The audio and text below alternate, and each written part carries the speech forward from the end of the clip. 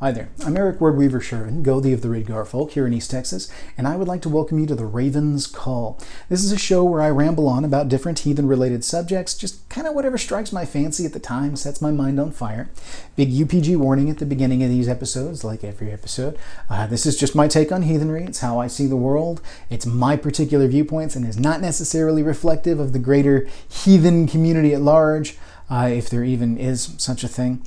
And it's not reflective necessarily of anybody else's individual viewpoints or even necessarily the individual viewpoints of my tribe members. So take what I say with a grain of salt. The whole idea is to be a point of conversation starting. I just want to get you thinking so that you'll go out and do it yourself and figure it out yourself. Had a great comment. And that actually kind of led into this particular video, so we'll get to it here in a second. If you guys like what you see, interact down below, mailing address, all that stuff's down there, all that kind of cool thing. So interact, I'll get with you as soon as I can, and I love to get feedback because they give birth to videos kind of like this one. So anyway, onwards and upwards, let's jump into today's subject. Now, today's subject spun off of a comment thread on one of my previous videos wherein a guy, Stuart Kyle Tolman, I remember, jumped in there and made a comment, and it was one of the greatest comments that I'd seen come through. It was all like, what, you're not going to tell us everything and all the details? Perish the thought kind of thing. It's like, it's very snarky, very sarcastic, and very, very on point of the whole, I don't feed you guys all the details on purpose. And he was commending that. It was a very cool thing, and I was really pleased to see that. But our conversation, as we continued on in the comments down below that, led to an idea for video. And that is the idea of dependence within Western society specifically, but largely how that dependence that is groomed in and indoctrinated by Western society affects an individual's transition to heathenry, okay? Because a lot of people, when they come to heathenry, are coming to it from one of the monotheistic religions, whether they're coming from Islam, Judaism, Christianity, or there actually are a few others, believe it or not. And there's tons of religions all throughout the world. It's kind of crazy. And one of the things that I see largely as people come in is they want to be told everything. They want to be told what, like, I get the number one question that I get, the number one most requested thing is a reading list. Everybody wants me to give them a reading list. And I'm like, guys, I don't have a flat reading list. I keep working on it. I keep trying to wrap my head around what I would say is the starter reading list, the ideal, you need to read these essential titles in order to start your path on heathenry. And I keep coming up blank because I don't think any of the books are good enough to be in a starter thing. You have to wade through a bunch of crap and then pick out the good stuff and then figure out later on that you hadn't learned enough yet to pick out the good stuff. So you go back and reread those titles and discover some of the stuff that you learned early on was crap and some of the stuff that you overlooked was really good stuff. So it's a thing, guys. I can't give you a good hard reading list, even though that's what you want. I'm going to tell you to read every title you can, and as you continue to read, as you continue to interact with other heathens, you will learn how to recognize what's good and what's bad.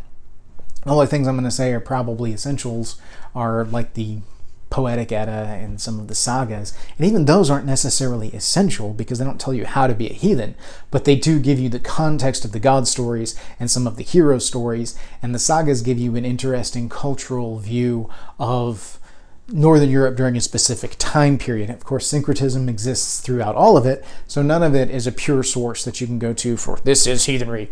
There's just not, which is why I put this channel out there, is to share some of my own viewpoints and my own takes on these things, in the absence of being able to say, hey, here, go read this book. There are some books that I think are okay, but whatever. And that's the whole subject of of that conversation that boiled out was dependency and the need to be told what to do, the need to be given answers. And this is something that I do see a lot out of monotheistic religions as they come over to heathenry, because heathenry doesn't have a set doctrine. Heathenry doesn't have a holy book, a writ, a scripture that tells you what you have to do and how to do it. There's not a hard set rule book for being a heathen. We spend our entire lives figuring out how to be better heathens. The gist on heathenry, like I said in my what do I need to start heathenry thing, which ironically was the comment section that gave birth to this, you just kind of get out there and start doing, and then figure it out as you go. It's a school of hard knocks kind of thing.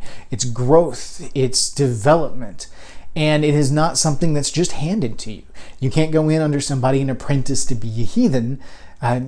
Even then, if you were to go and learn from one individual person, then what you're doing is learning how they heathen, and you're not spending any time developing how you heathen. Ultimately, you can in the long run, but you're always going to be heavily influenced by that individual from whom you learned.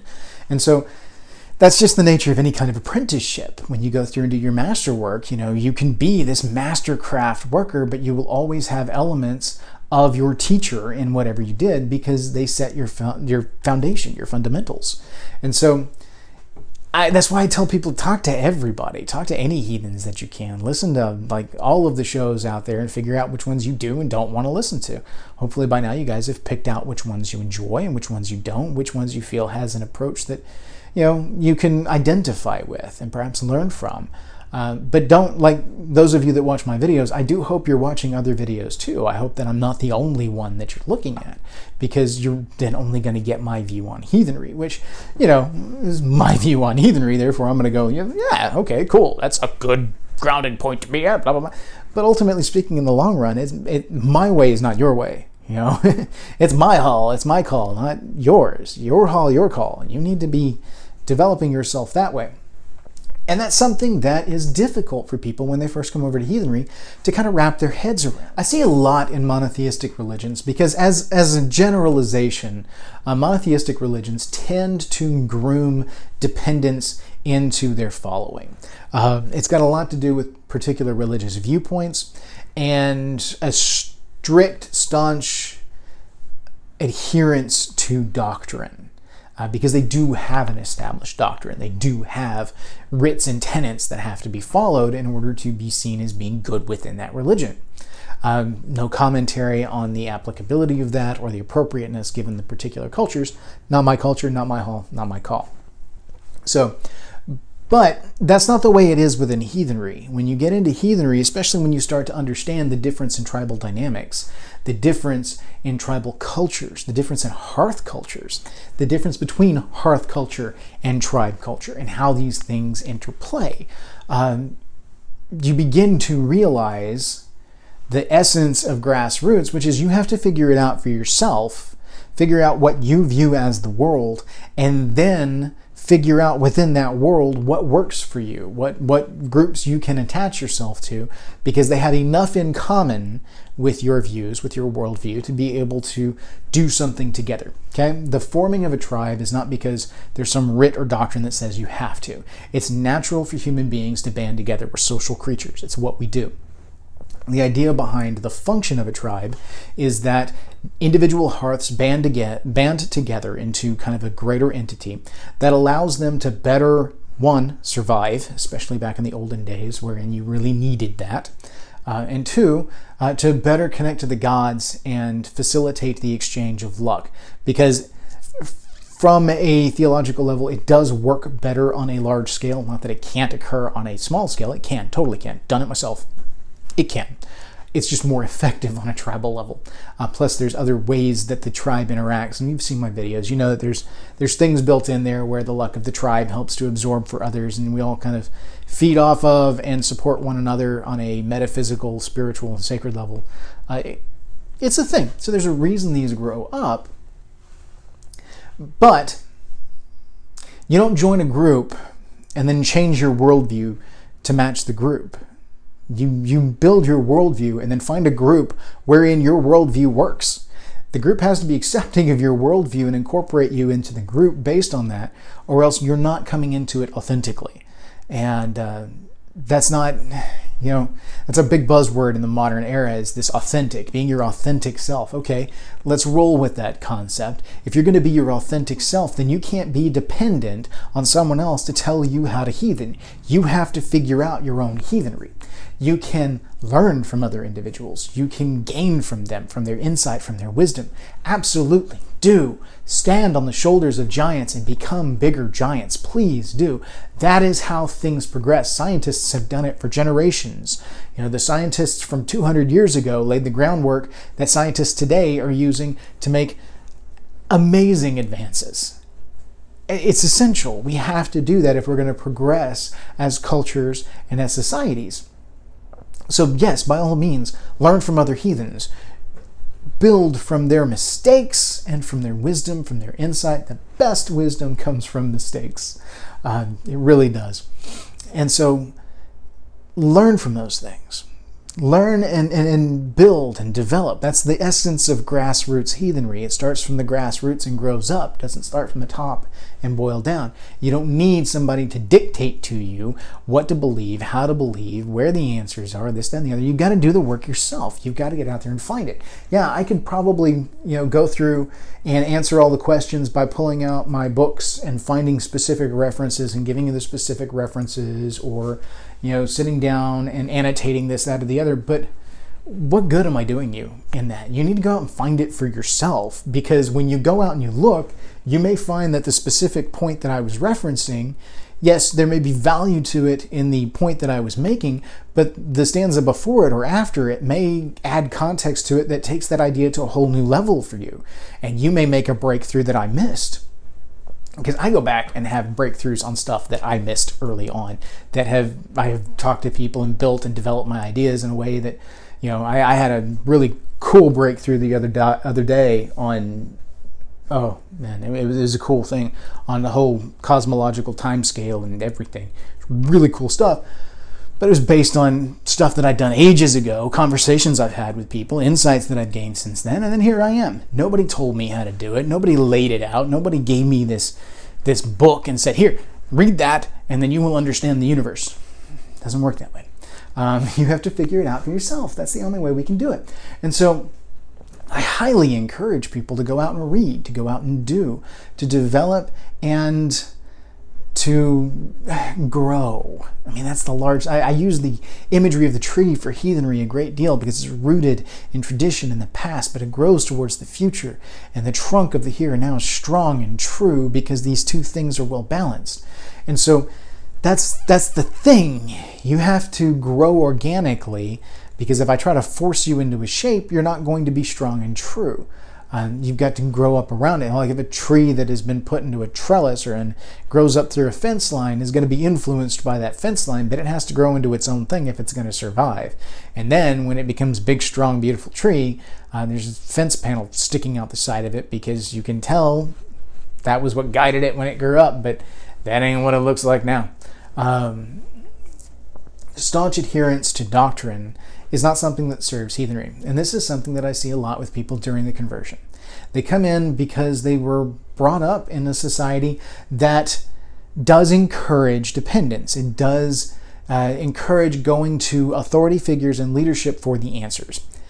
Is there value in this? Yes, there is value in this approach, especially when it comes to specific cultures, because that is how you perpetuate culture. You've got to be able to answer those questions about your culture to those individuals within your culture. So in that, what they're doing is not wrong. I actually posit that more of the issue with it comes from a laziness and complacency in modern Western society that has become a virus in and of itself that's infected a number of people. They get so used to being able to go to an authority figure who has the answers because they are learned and well-studied and do this, that when it comes time to do it for themselves, they're ill-prepared because their leadership early on didn't teach them to go look and do for themselves. We still need to do that. We need to answer questions. We need to teach. We need to explain, because otherwise our traditions and our cultures will not pass on. If I want the Ridgar tribal culture to survive past this generation, then I have to take the time to teach the coming generations how Ridgar does things. And then encourage them in the same to build their own ideas, their own ideologies, their own insights, because empowering them to do that will give them the same tools that I had in forming the tribe in the first place, and they will be able to foster the growth of the tribe in the future. And this is something that is not a main focus in modern society for a number of reasons. It's not, I can't boil it down to one specific culture. I can't boil it down to one specific ideology. It's not like that. It is a global zeitgeist that is affecting everybody in every culture, where people, especially in the information age, want to be able to just pull the answer up and have the answer right there. They don't want to have to contemplate it. They don't want to have to sit here and discuss what is the nature of the universe. They want to go look up the specific answer that they want. And the problem with that is, you can get information. You can get information all day long. The information superhighway is wide open. You guys are watching me on it right now. But it doesn't teach you to think. It doesn't teach you to contemplate. It doesn't teach you, okay, you guys have watched my stuff on the well and how I work that in with the altar setup and with my ritual structure. That is purely insight from myself. That's all UPG from me, interpreting with the lore, interpreting with mythology, looking for commonalities there, mirroring elements, and that's all me. That's a me thing. And I've got tons of those things, but that's because I was never brought up in the church. I was never brought up in any kind of identified religious organization that made it easy not to think. I was brought up in a family where my mom and dad encouraged me to think constantly and really fed that knowledge, that desire for knowledge. It's like when I would ask questions to my dad, he would do the Socratic method kind of thing. And, I'd ask him, why is the sky blue? And he's like, I don't know, why is the sky blue? And then force me to come out with some gibberish balderdash explanation for why the sky is blue. But it taught me to start thinking about things in different ways and looking for answers instead of just expecting an answer. And so that's something that we can do in the current generation, building for future generations, is we can help to kind of breed out some of that dependency and instead breed in an independence that helps to serve and better the tribe, the hearth, the family in the future. As things grow and develop, these individuals will become able to think for themselves. They'll understand to look for the whys and the hows. Similarly speaking, when you're talking about, indoctrinating an individual with ideology, that's when you incorporate a lot of resistance to this. And when, especially in the teenage years, when abstract thought kicks in, because psychologically speaking, the neurons that allow for abstract thought do not kick in until about mid-teens. Prior to that, children are very concrete. They're incapable of thinking outside of themselves. They're very egocentric, and it's appropriate for their developmental age because they're still developing an understanding of the world around them within the context of self. And so as they develop and as they move on, when they get into the teenage years, when all of a sudden all these neurons kick on that allow for abstract thought, that allow to things like empathy and things like insights, the ability to contemplate life and death, the cosmos, religion in and of itself. Religion to a child is very much just what the parents tell them. It's very concrete, Their metaphor is lost on them because they can't think metaphorically yet. It's not to say that they're not intelligent. It's to say that developmentally speaking, they're just not there yet.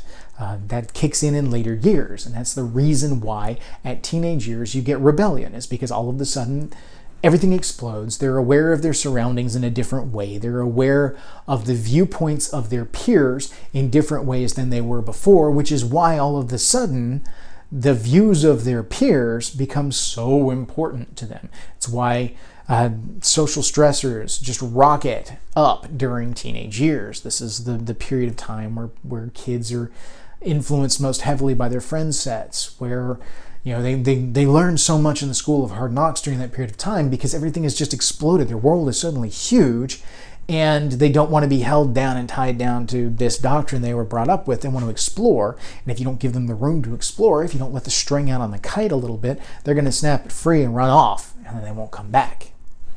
So, teaching them young to think and to explore encourages them, when they hit that point, to be able to do those things and then still come back home and still be able to work with it within here. It needs to be an inviting environment where they feel safe to explore and to think and to question, and that needs to be encouraged, etc., etc. And then you have some growth, you have some development, and you can gain from their insight because they are the future. So anyway, again, that's just my take on things, but still, that's It's a lot of stuff between Ericksonian and neuropsych development and all of that stuff. So that's that psych degree at work.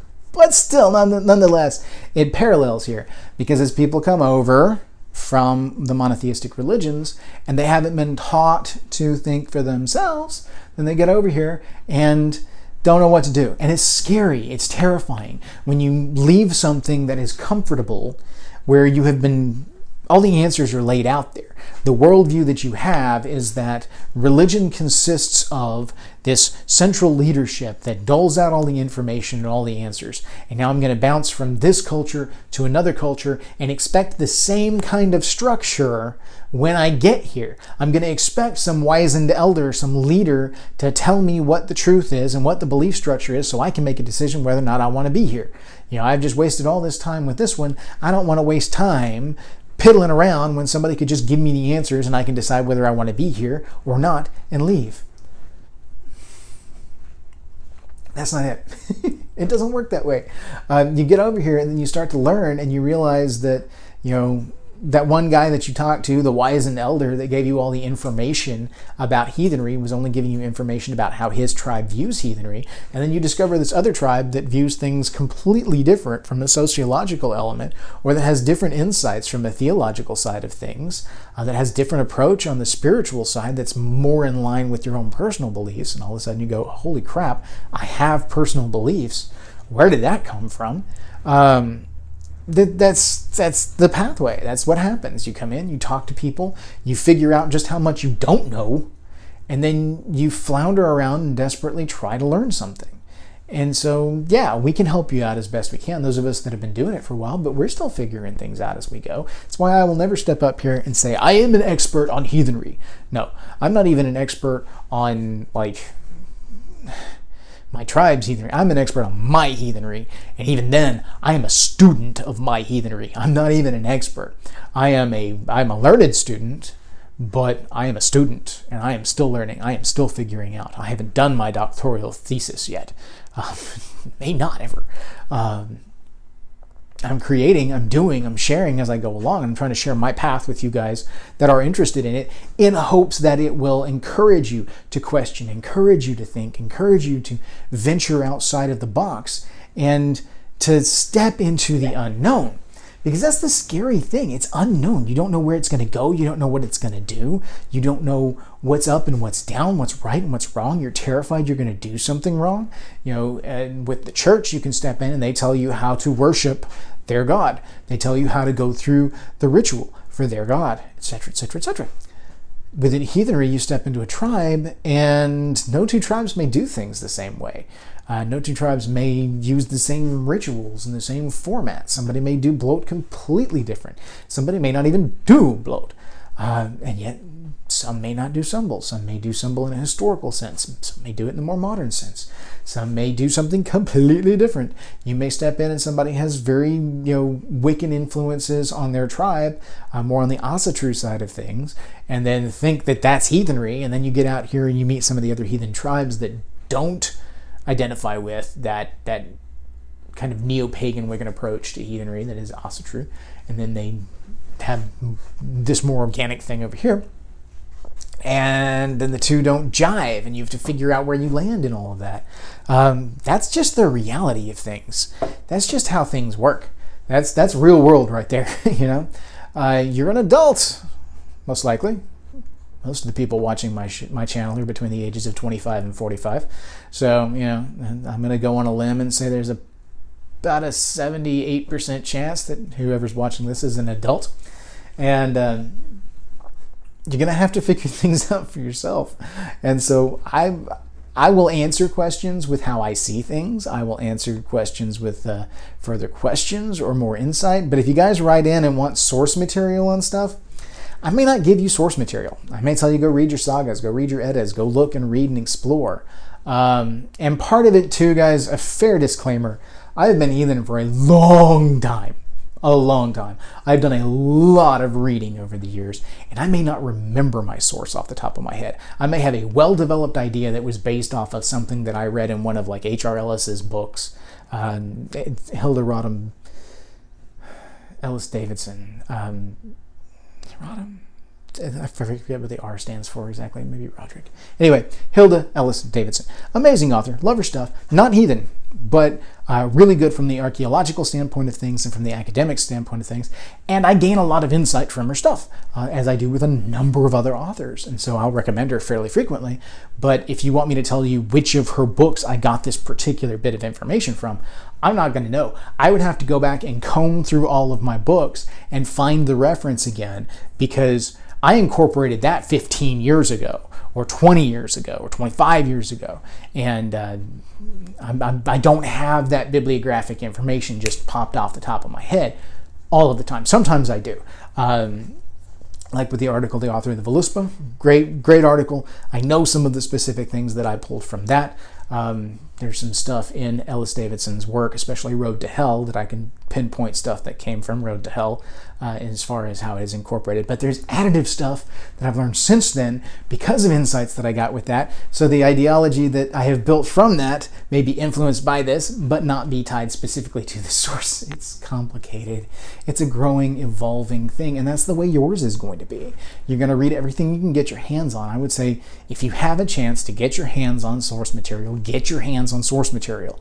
You will end up with redundant titles. You will end up with books that are just completely wrong. But that's okay, because now you'll know to stay away from this. And you can tell people, hey, stay away. I've got books on my bookshelf I would never recommend to anyone, ever. I've got Silver Ravenclaw books on my wall, and there's her name in it. I don't remember. Wiccan author. Anyway, she did some stuff on some heathen elements early on, and somebody gifted them to me, and so they're on my bookshelf. I would never recommend these to anybody because they're Wicked not what I would see as heathen, you know. I've got a copy of the book The Rites of Odin, and that's complete drivel. Stay away from it. It's horrible. But then I've got other books on my shelf that I find interesting, that may be of value to someone who has the insight to be able to look at this and get some stuff from it. But it's not something I would hand to a newbie, because they may take it at face value. And it's not a book to be taken at face value, because they're wrong on 98% of everything in the book. But their approach leads one to think in a different way.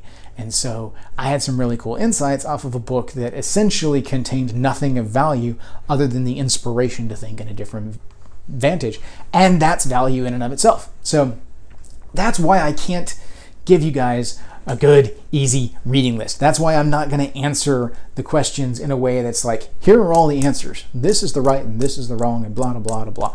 Because who am I to say what's right and wrong? Who am I to tell you that this is the approach and this isn't the approach? That's not my job. This channel isn't my job in the first place. I make no money off this channel, guys. I don't run a Patreon at the moment. I'm probably not going to run a Patreon, but I definitely don't run one as of the time of this filming.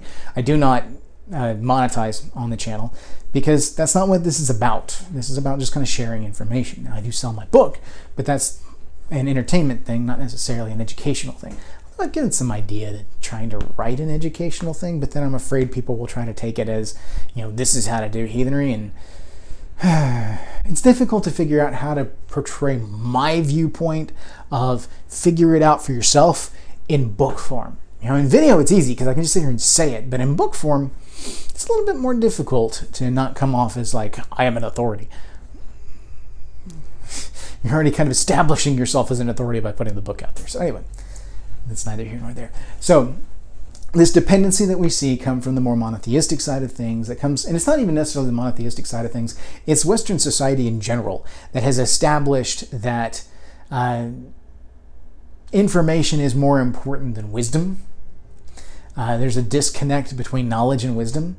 And so we think that because we have all this knowledge available to us, that it gives us all the answers, but the answers come from wisdom. You know, you want to know what's the right thing to do in here, and I'm going to be like, well, what's right for your tribe? You know, it's not a black and white thing. It's not super easy and this dichotomy of good and evil. It's more fluid. It's more real world. You know, what's going to benefit your tribe the most? What stands to gain you honor in the eyes of your tribe? What helps to build the gefrain of your tribe with your surrounding community so that your tribe can grow and prosper? Is your tribe serving your family well, or is adherence to this tribe damaging your stance within your family. That's a thing too. I've seen that happen too. Where the need to belong to the tribe because of this viewpoint that you have to belong, and trying to shoehorn yourself into the tribe's views instead of building and developing your own, leads to discontent and disconnects within the home, the hearth, and then the hearth starts to dissipate, and then that's tough stuff, and that's not the way it's supposed to be. Interaction with the tribe should help bolster your hearth cult, not cause issues for it. And if it's causing issues for it, then you need to reevaluate some stuff. So anyway, that's what I'm going to say about all this, is that we need to talk about dependency and the need to have answers fed to you, because that's not a realistic expectation in the modern world. It's not a realistic expectation within heathenry. Within heathenry, it's more about, hey, let's grow, let's develop, let's talk, let's engage in conversations, let's build these dialogues, and let's go from there. So as we go through, you guys get out there and do, explore, build, be yourselves. Your hall, your call. Do it. Get out there and start, just get everything, and figure it out as you go along, okay?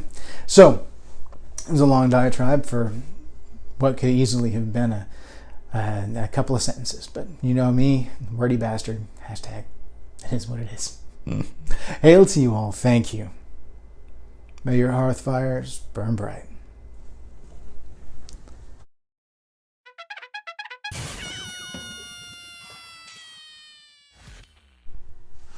All right, we're going to do another one here. This is going to be the dependency video. Stuart Kyle Tolman. Okay. Oh, guys, I'm tired, but I'm still trucking along. Let's keep it going. So, knock a few of these out and see where this goes. So much fun. I'm looking forward to doing the whole collab video with Jesse too.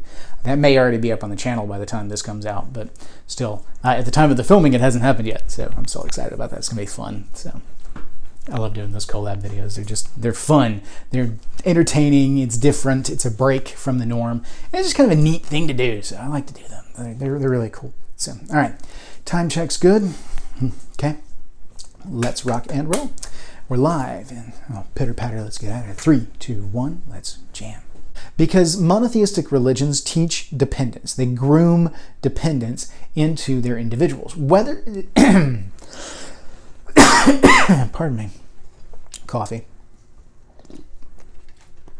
This happens when you talk nonstop for a while. You have to break and wet the whistle a little bit. It's a little dry back there. We're live in 3, 2, 1, let's jam. It's not always something that's done on purpose. Nah, scrap that. Let's go back to the whole, I see it a lot in monotheistic religions. Ready?